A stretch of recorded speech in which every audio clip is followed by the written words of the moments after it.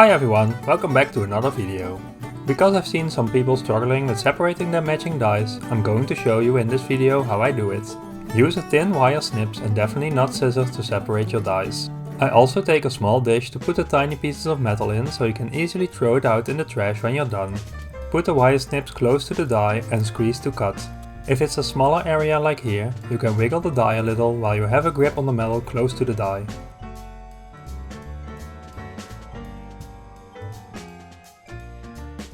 You can see some small bumps at the edge, but those are blunt and won't cut you at all. When I cut the die off, I put it on a magnet sheet where I'm going to store the dies on so that I don't lose it.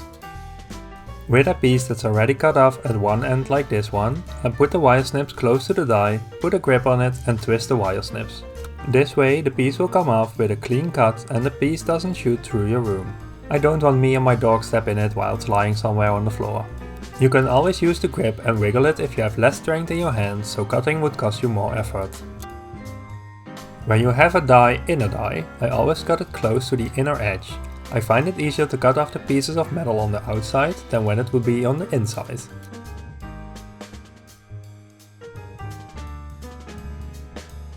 When two dies are really close together, you can twist them to separate them. Then you can put your wire snips close to the die, have a grip on it and twist off the tiny piece of metal. When it's a really tiny piece, it can be hard to get a grip on it. What you can do is right angle your wire snips and cut. It's possible that it won't come off completely, but the tiny piece is now very blunt and won't cut you.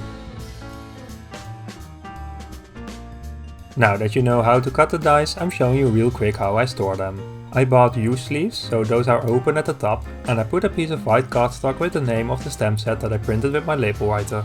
Then I count all the dies. I do this twice because I want to make sure that I count them correctly.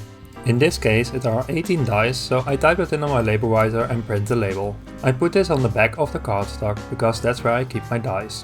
When I'm done crafting with the stamp set, I always count the dies so I know for sure I didn't lose any.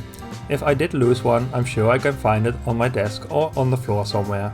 Now I can put my dies in the bag. And now I can take the stamp set and the backing paper out to store them in front of my sleeve.